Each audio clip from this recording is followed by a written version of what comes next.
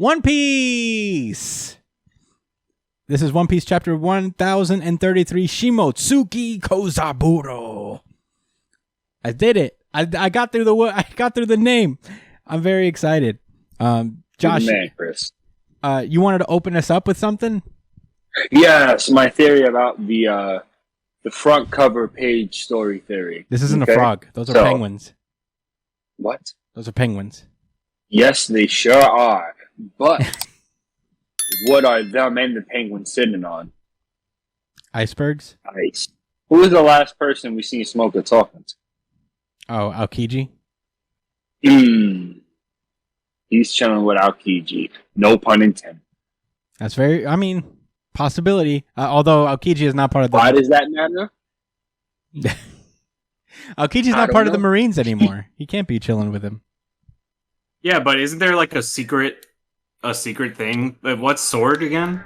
Oh, he was part of that, but he quit, didn't he? Yo, Aokiji just be quitting shit. He quit the Blackbeard Pirates. He quit. He might have been Smoker to quit. Wait, he quit the Blackbeard Pirates? I think it was a part of them still. I think I read, while I was doing research on another thing, I may have brushed up on the fact that, Aokiji also left the Blackbeard Pirates.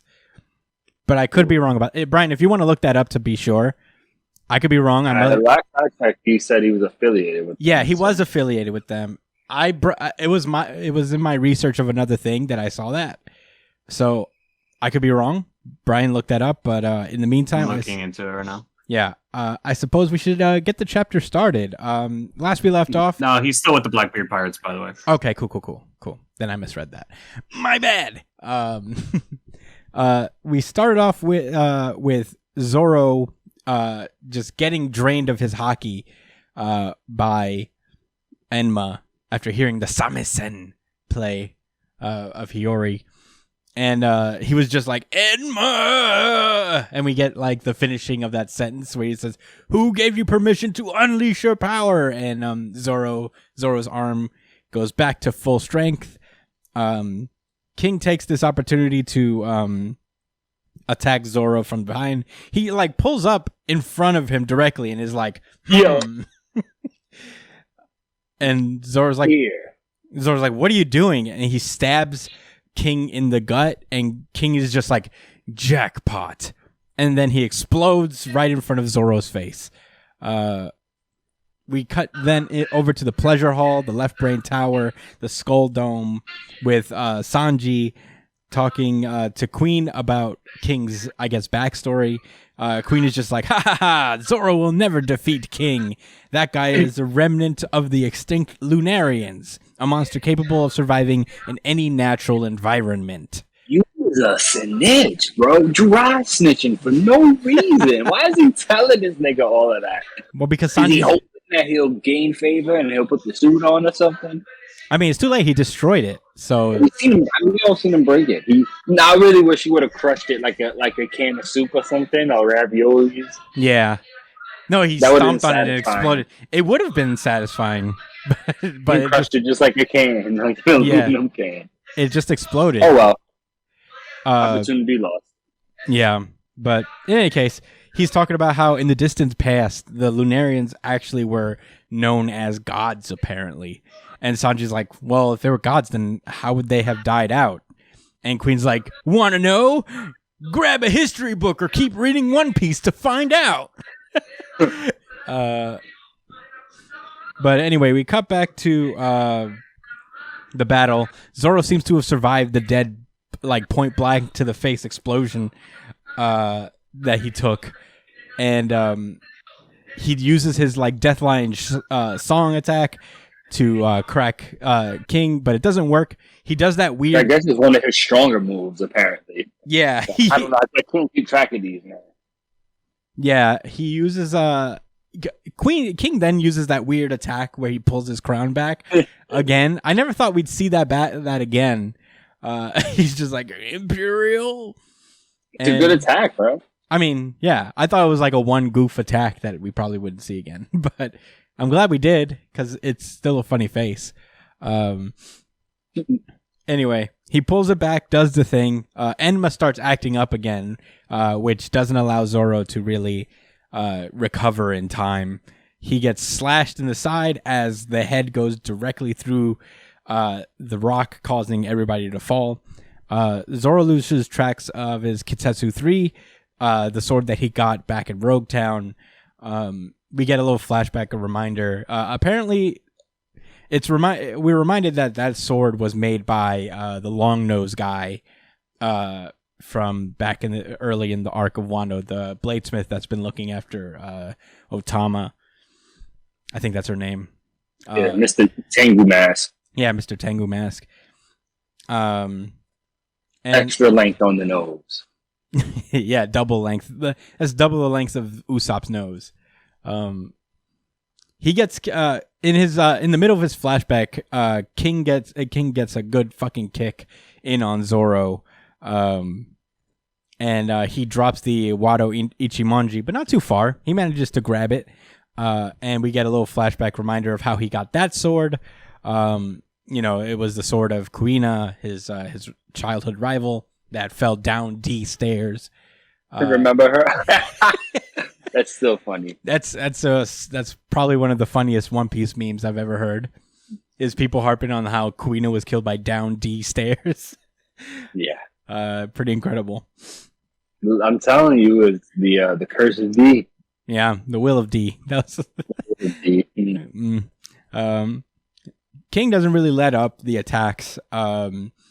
And as Zoro's desperately trying to just survive what's happening to him right now, he remembers back to when talking to Momonosuke about how he was told not to say Sonachi, because apparently it was a thing he was told not to say. We finally get a flashback to something we've never seen before in Zoro's past. Apparently, way back when in his old village called Shimotsuki Village, Zoro was familiar with Kuina's grandfather, who was a former samurai of Wano.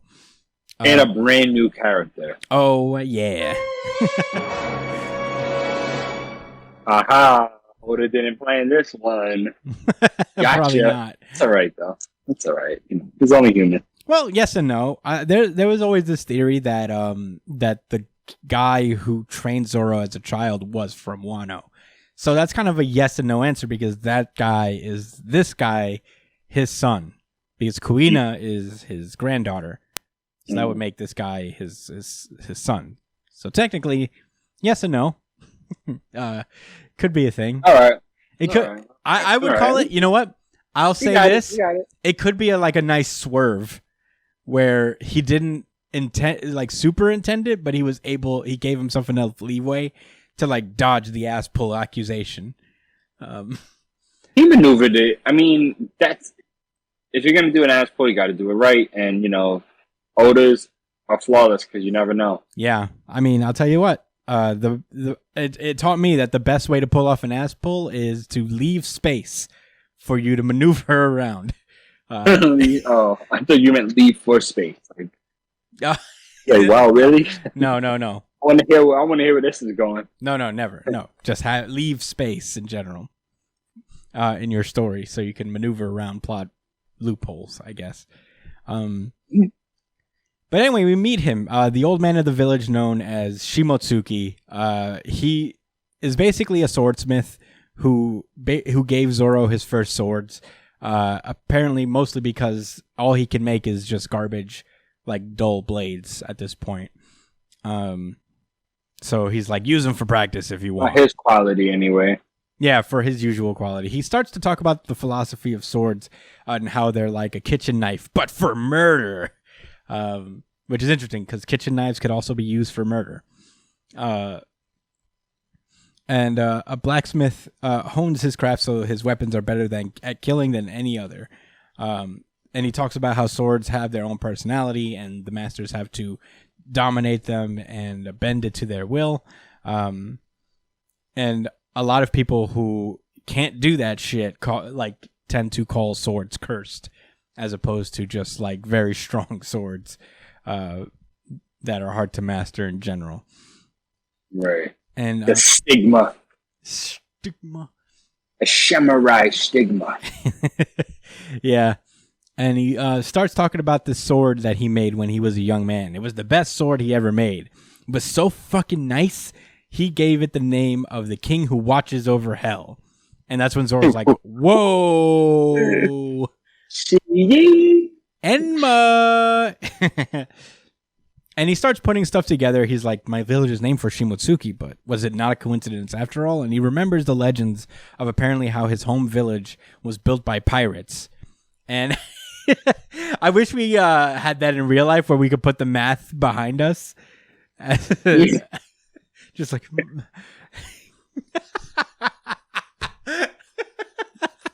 when they used to... like the quill. Well, that was close. You got a quill? Yeah, that was real close.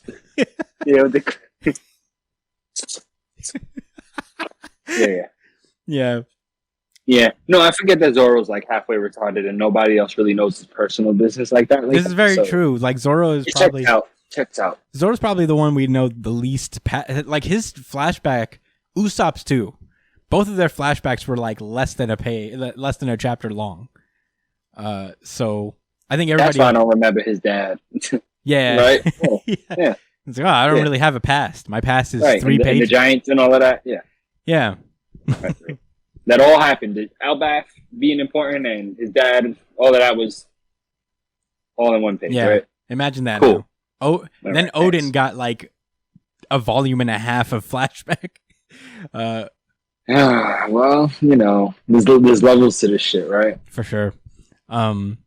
But yeah, he remembers also that Tengu Mask Man talked about how Shimotsuki Kozaburo broke the laws and left Wano over 50 years ago. So Zoro's like, whoa, everything's coming together. Wow. He remembers this advice that the old man gave him, which is a great blade can see into you. It chooses only the swordsman who best suits it.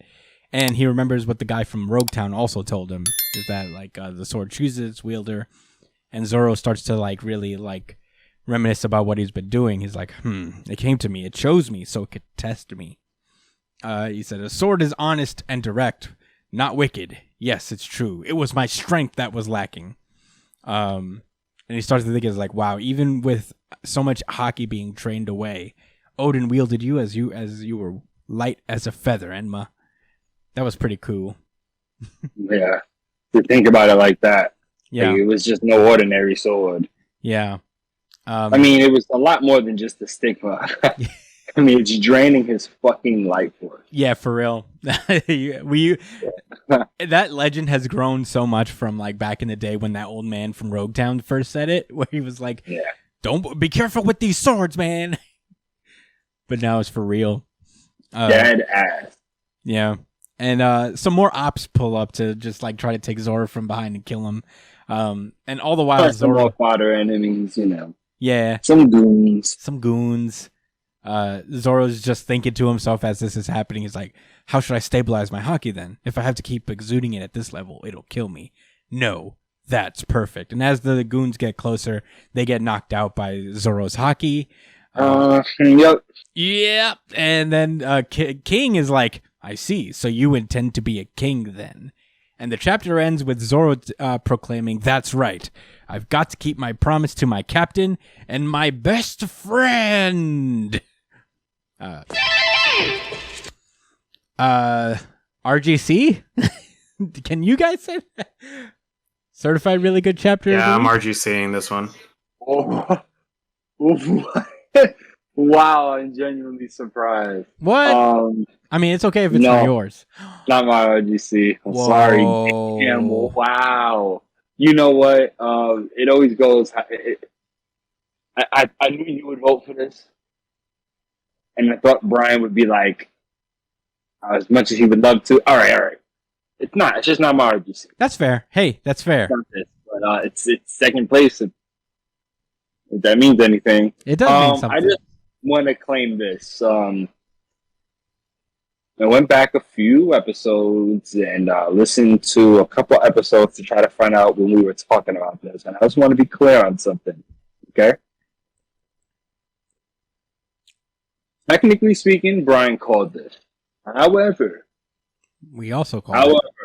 We all, that's what I was going to say. It was another one of those things where it was kind of like towards the end of the conversation, we all pretty much agree that it has everything to do with the sword, and that like that, you know, whether he was gonna have Conqueror's Haki at all, it was going to be through the sword one way or another. Whether it was only in the sword or it was going to come out of him, but you know, Brian was the one that said it in Zoro, and I guess the guy that made that YouTube video showing all those weirdo instances with the black bolts showing in the anime. Yeah. Like, I mean, you know, I guess that gives credence to that, man. Yeah, for sure. So I thought they were reaching. I thought it was just artistic stuff, but no, it's sharp details. no, yeah, Even in the anime. the lightning has always been like hockey to a degree. Right? But Brian, what were you gonna say? No, Conqueror's Haki specifically. I was thinking when I read this chapter, when I was thinking about it, I was like, why did it take so long for Zoro to like really accept this? And I was thinking about like Zoro's character, right? Like when you think about it, no, like Zoro has always been a mature guy. Like he's always been like putting Luffy and his dream ahead of his own. You know, like ever since his fight with Mihawk, it's not very often that you hear Zoro bring up that he's going to be the best swordsman in the world, right? But you would more than likely hear him bring up Luffy's going to be the king of the pirates. Like almost every time. Everything that Zoro does is in service to that dream. And he was always putting himself behind Luffy. But I felt like this moment was a moment where he finally accepted that sometimes he has to put himself ahead of Luffy's dream in order for that dream to come true. So this was him finally accepting like his role and like his dream as a whole, like, and that it's not just an impossibility anymore. Like he could actually become the king of the swordsmen.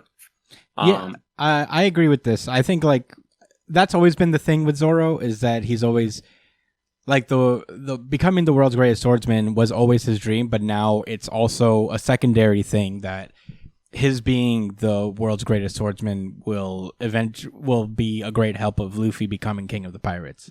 And that's kind of like how he looks at it ever since like even when like back in the day we get this little flashback panel of Luffy saying when they first met, and I remember this panel like when it originally popped up when they first met. After Zoro said that if I can't be the king of the world's greatest swordsman, if your dream gets in the way of mine, I'll make you kill yourself. And Luffy's like, yeah, no, of course. I mean, you know, I'm gonna be king of the pirates. It only makes sense that I have the best swordsman on my crew. Right. But now it is more highlighted that Zoro is making it not necessarily like that attitude of, oh, Luffy's dream better not get in the way of mine, to my dream is going to inform Luffy's, or I guess help along Luffy's dream.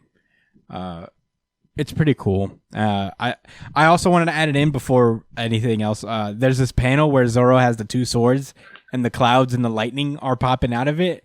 And I'm like, why didn't we get a bigger panel of that? That shit looks so fucking Probably the next chapter. Probably the next chapter. Like, probably the opening for it. Oh my god, this was type enough. Like it's kind of just like it was enough. It was enough for us to even just see these guys get knocked out. Yeah, that was guys, it's here. Give me a 2-page spread of Zoro with the 3 swords with the smoke. Oh thing. My god! I'll fucking frame that shit. And I'll frame that. And to add more to it, it looks like it's not even like your regular Conqueror's Haki. That shit is advanced. Like it looks like he's already infusing it with Enma and all the other swords at the end of the chapter too. Yeah. So it seems like Enma is a sword that relies on conquerors to function properly. Yeah. Which explains why when Zoro attacked Kaido with it before, he was like, yo, you got conquerors, bro? And Zoro's like, fuck you talking about, motherfucker? Which is, that was the exact episode when we were saying, you know, it could just be like the essence of Odin that he felt, but you could only use it if you have, that was what we were saying, right? Like that, like, you know, that might have been Zoro's Haki he felt, but maybe it was really Odin's, but you could only use something like that if you do have the ability to use it or have that potential. So it's a hand-in-hand kind of thing, the way I see it, honestly. Yeah. Because he said it was familiar. You know, there's a reason. He got cut by that sword before, but felt it more than just the metal. He felt Odin's spirit. Oh yeah. But that spirit is also similar to whatever Zoro's exuding. And you know, yeah, I think this is something different. I think it's just I don't think it's something advanced as far as like a specific technique. I just think it's Zoro's expression. You know, like physical manifestation of the Conqueror's Haki that maybe just looks a little different because it's a big thing. You know what I'm saying? Conqueror's Haki. I don't watch the anime, but I imagine it looks pretty different. You know, when people are like using it in their techniques and stuff. Yeah, it's a lot like this. You know, the black lightning, all that stuff. They translated that to the anime as well. I wanted to highlight this. Something that I thought was kind of low key that like I started thinking about after I got over the hype that Zoro was confirmed to have Conqueror's Haki was I want to say the underrated journey of his growth. And you guys were kind of already like rushing like all over it, like as far as like you know how he feels about the captain and putting his aligning his like learning that he can align his dream. You know what I'm saying, with his captains, and that they can both mutually benefit and have success.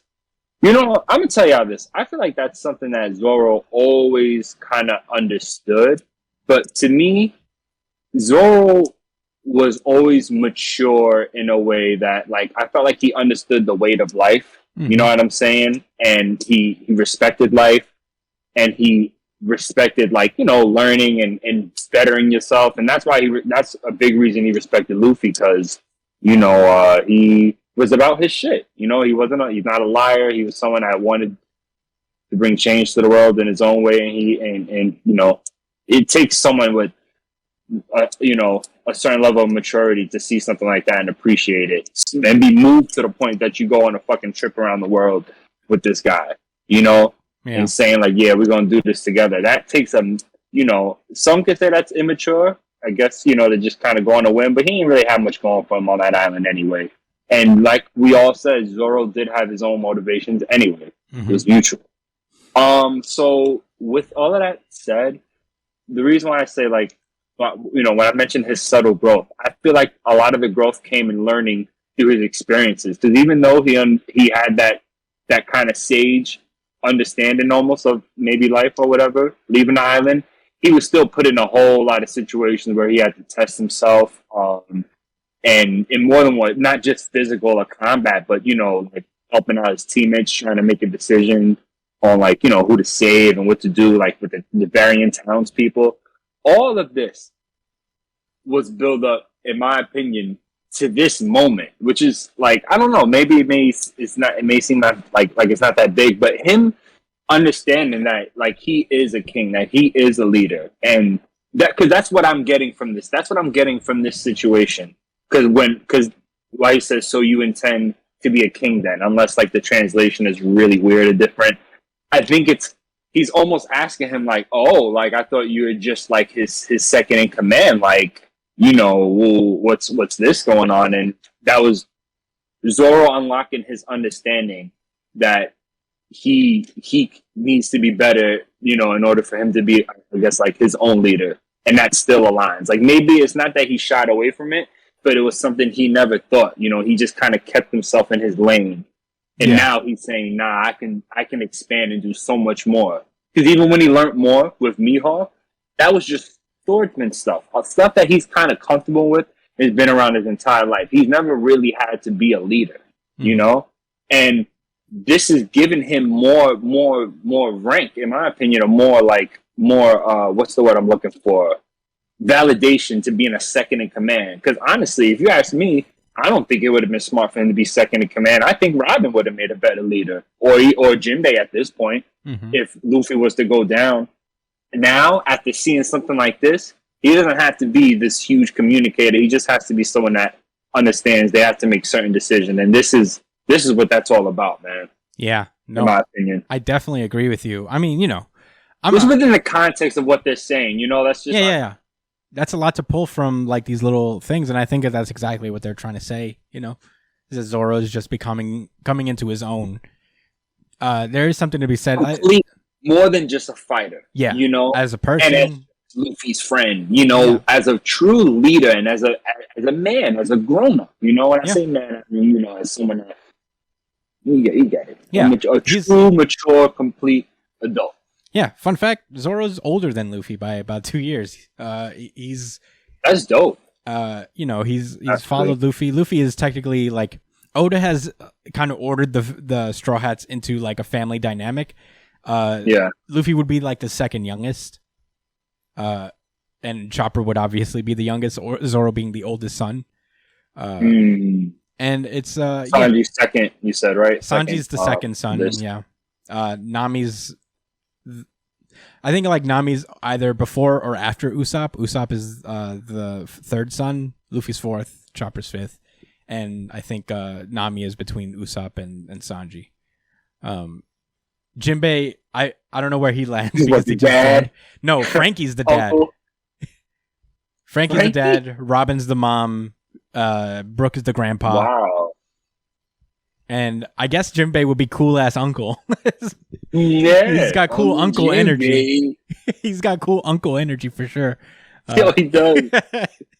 But back to he does. I didn't know it till this day. He sure does. Yeah, I don't want to overstate what you were saying because you said it beautifully. So, oh, thanks, buddy. I will say this though. I mean, like I think like Luffy and Zoro probably the most iconic duo in anime manga ever. I mean, I don't know. Name a more iconic. They need to get a true tag team fight, not a little. Oh my god! You know, 4-way against 2. They need a true, dedicated. It doesn't even have to be a 2-on-2. It could be some niggas jumping somebody. I don't give a fuck. They could jump category. Jujutsu Kaisen style. Smoke and he could get it, yo. Yeah, Jujutsu Kaisen style. Just jump him unfairly. Just fuck that nigga, yo. Just beat somebody's ass. Like, it's not easy at first, but when they finally get to the victory, you know, just watch that nigga coordinated, slice and dice, and then tenderize. Zoro abandons his swords and just curb stomps with Luffy. He just throws stomp him in the nuts. Yeah. From Gangsta-licious. No, not Gangsta-licious. From Thugnificent out of Boondocks is playing in the background. Oh, yeah. Oh, yeah. Deep cut. Only in our dreams, huh? Yeah, unfortunately. Hope you're listening, Oda. I mean, you know. Oda, listen. You got at least 5 years of story left, dude. You can make a Zoro-Luffy tag team in that time, huh? Oh, yeah. Yeah, right. Yo, like they just continue to add lore with more chapters, and I'm like, there's how long way. Was Dressrosa again? 2 years. Dressrosa, Wano was 2 years. Dressrosa was like a year and change. Wano's 2 years by now. But anyway, I guess we should move on. We've talked enough about One Piece. Oh, by the way, we did enough about One Piece. I'm sorry. This was also the audience really good chapter of the week. Yeah, peeped. I got there too late to vote. I'll give it a unified because it's me, Brian, and the audience. You can't give it that. That's not how it works. It's not I don't have a harmonic one. It's not a harmonic. I didn't agree with it either. All 4 of us has to agree with it to be harmonic. You better hold it down. I'm sorry, bro. Fine. You're right. Hey. It's not my fault. I just really like the drop that I made for it. But I know we're gonna get it. It's gonna. You're happen. right. Damn, it should have happened today, but I'm sorry. I'll give it the regular. Certified RGC. Certified. Okay. RGC. Certified. Wow, I'm genuinely surprised. Hey, first of all, thank you for being the Zoro to my Luffy and holding me back, and being the mature one. It's okay, man. I appreciate it. What are friends for, right? Right.